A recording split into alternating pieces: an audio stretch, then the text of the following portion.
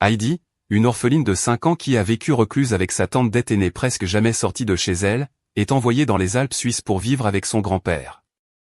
Dete a trouvé un emploi à Francfort mais ne peut pas emmener Heidi avec elle, ignorant les avertissements des voisins selon lesquels le grand-père est un ermite et pourrait être dangereux. En montant la montagne, Heidi enlève ses chaussures et sa robe, courant librement en jupon, préférant le confort et le mouvement à la mode. Dès leur arrivée, le grand-père Almei est furieux, leur criant de partir immédiatement et déclarant qu'il n'a aucune intention de s'occuper de l'enfant. Dete fait semblant de partir avec Heidi, mais la cache derrière la maison avant de s'en aller, lui disant de rester là. Almei réalise qu'il a été dupé et crie après Dete, mais Heidi avoue qu'elle ne veut pas non plus être avec sa tante. Réticent à accepter la fille, Almei retourne à sa cabane et ferme la porte à clé, et Heidi décide de dormir dans la grange avec les chèvres. Le lendemain matin, Almei donne du lait de chèvre à Heidi pour le petit déjeuner et, à contre-cœur, l'emmène à l'église du village.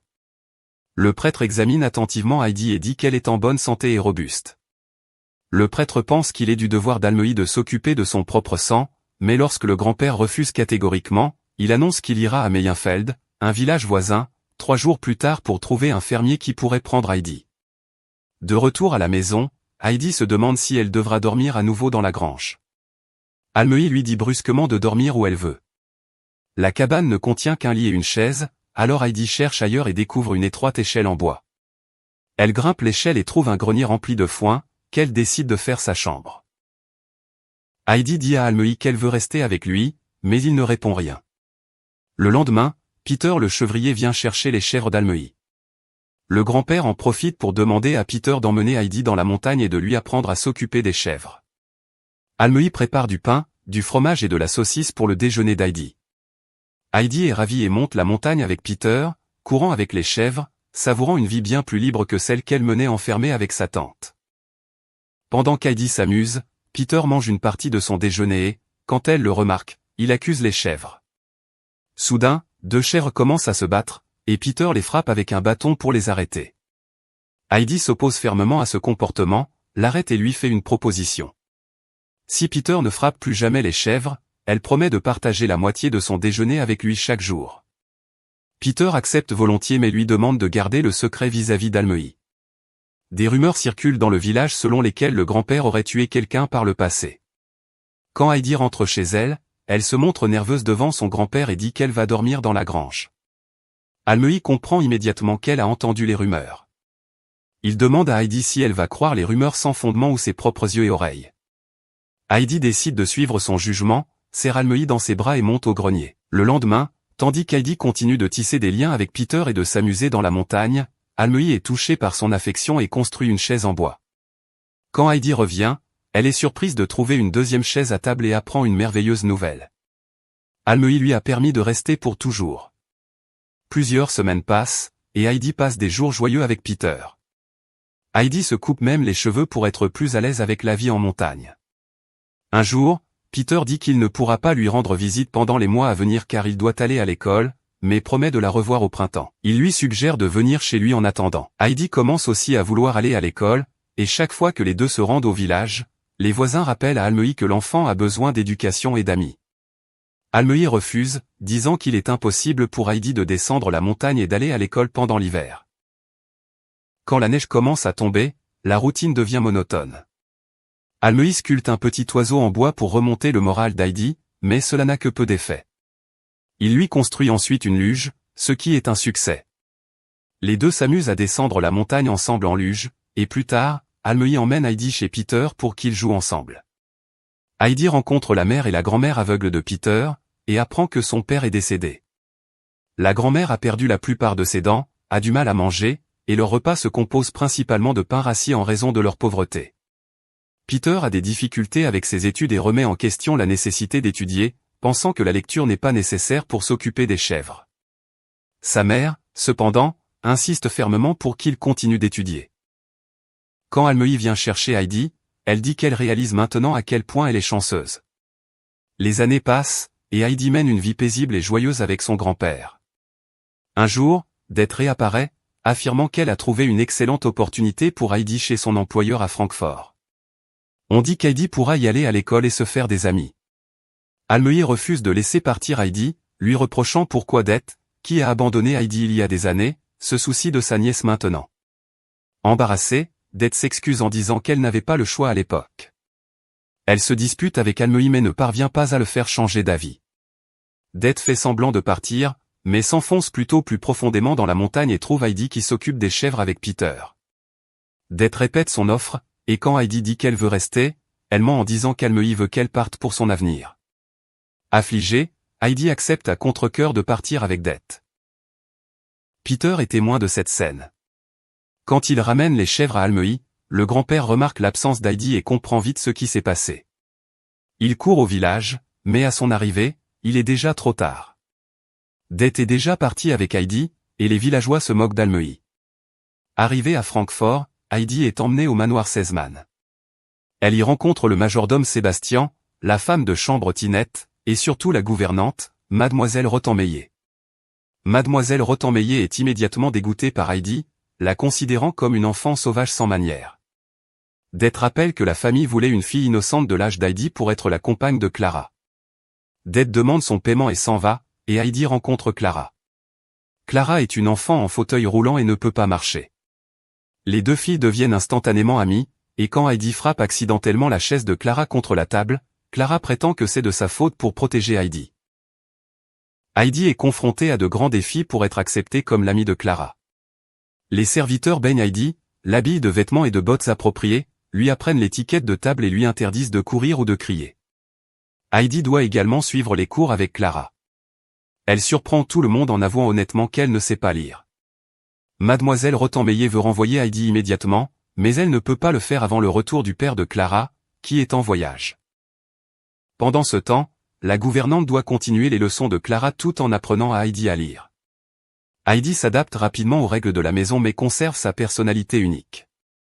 Elle préférait toujours la nature à l'intérieur et s'endormait chaque nuit en rêvant des Alpes sauvages. Dès qu'elle en avait l'occasion, elle cachait des petits pains dans ses poches.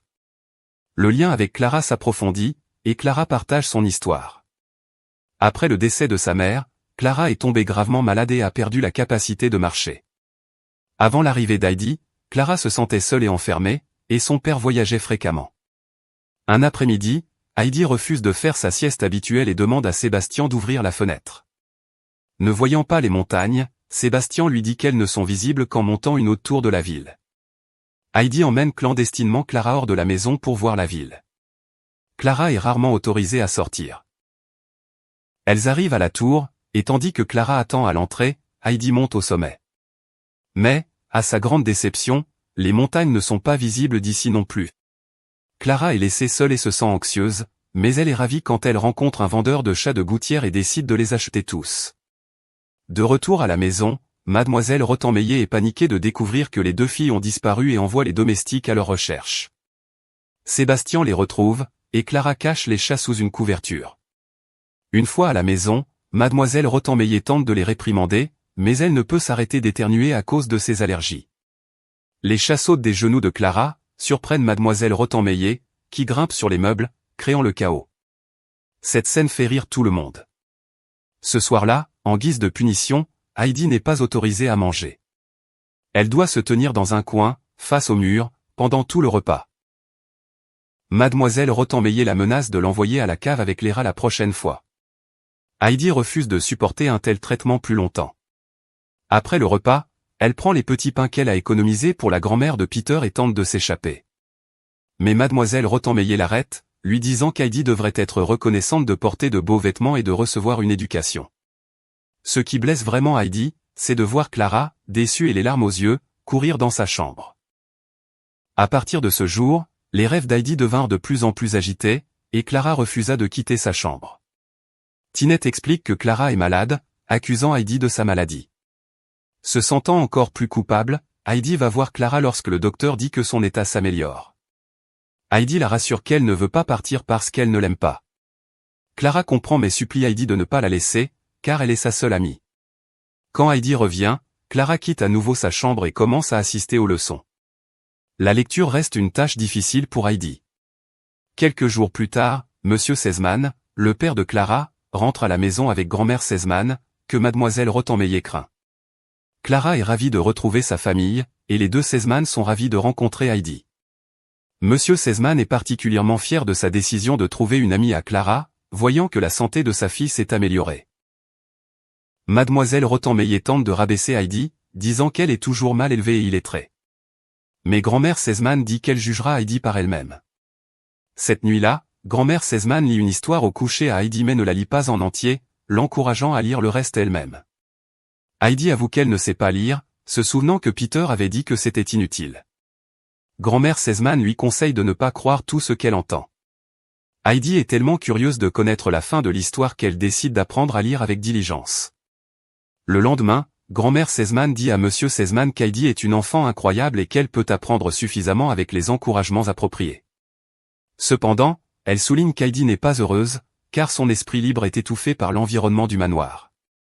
Monsieur Sesemann insiste sur le fait qu'il ne peut pas laisser partir Heidi, car elle apporte de la joie à Clara. Grand-mère Sesemann rétorque alors qu'il retient Heidi pour soulager sa culpabilité de laisser si souvent sa fille seule. Entre-temps, des bruits étranges commencent à résonner dans la maison la nuit. Sébastien trouve parfois la porte d'entrée ouverte.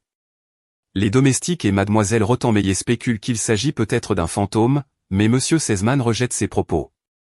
Heidi continue de s'exercer à la lecture avec le livre que grand-mère Sesemann lui a donné. Et finalement, elle lit le livre entier à voix haute pour que tout le monde l'entende. La gouvernante s'attribue le mérite de la réussite d'Heidi. Monsieur Sesemann déclare que cela prouve qu'Heidi mérite de rester ici. Clara est ravie de cette nouvelle, mais Heidi pleure des larmes avant de s'endormir chaque nuit, tourmentée.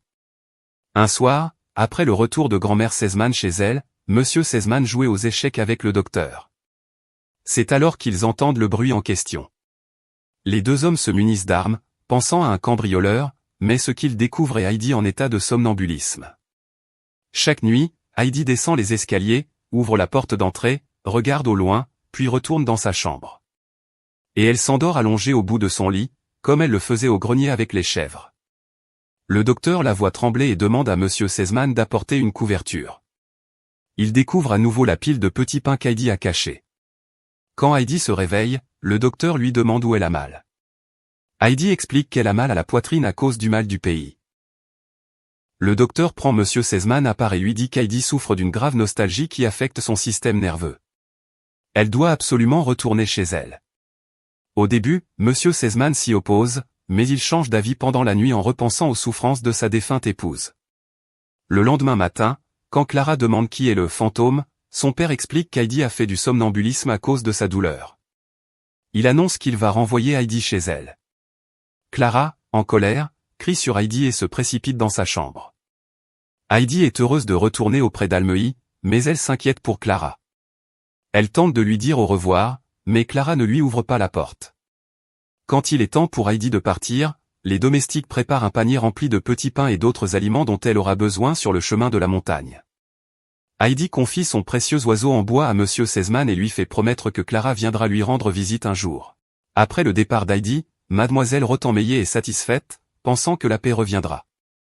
Cependant, la rétribution arrive immédiatement quand le chat caché provoque ses allergies. Tandis que mademoiselle Rottenmeier est en plein chaos, Tinette prend le chat dans ses bras et le nomme Heidi. Dès son arrivée au village, Heidi jette ses chaussures et retrouve Peter. Elle passe chez Peter pour lui apporter de la nourriture. Puis elle se débarrasse de sa robe élégante et court à toute vitesse vers la montagne, se jetant dans les bras de son cher grand-père.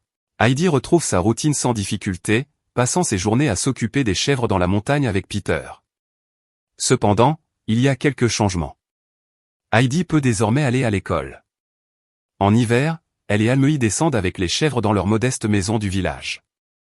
Le nouveau professeur est beaucoup plus strict que la gouvernante de Clara, infligeant parfois des châtiments corporels aux élèves qui se conduisent mal.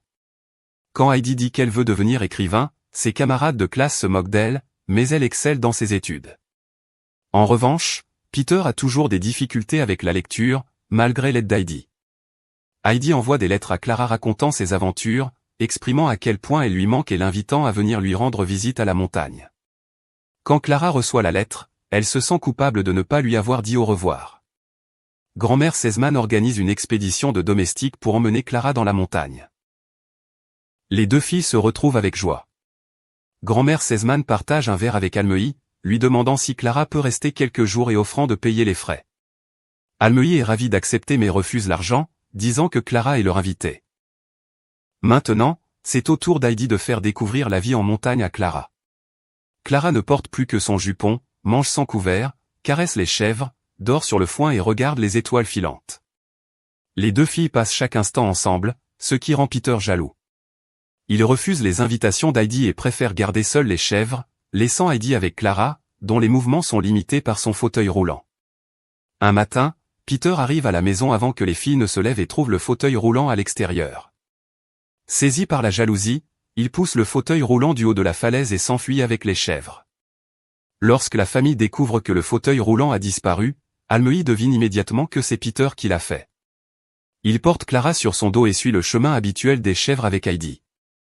Almeuï réprimande Peter pour son comportement et lui ordonne de s'occuper des deux filles toute la journée. Clara admire le magnifique paysage, les fleurs vibrantes et le papillon délicat qui se pose sur son pied.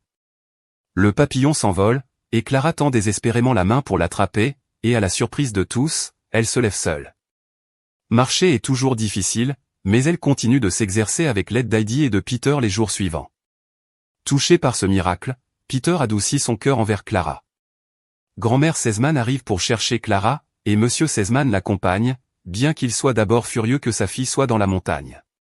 Mais quand il voit Clara marcher seule, sa colère disparaît. Après un moment d'étreintes émues et de larmes, grand-mère Sesemann offre à Heidi un cahier et un stylo, lui disant de commencer à écrire des histoires. Elle encourage Heidi à ne pas se soucier des moqueries de ses camarades de classe et à suivre ce qui la rend vraiment heureuse. Heidi fait un adieu sincère à Clara par une étreinte. Et elle reprend sa routine avec Peter, portant désormais un cahier et écrivant des histoires chaque jour. N'oubliez pas de vous abonner et d'activer les notifications si vous souhaitez voir plus de vidéos comme celle-ci. Merci d'avoir regardé.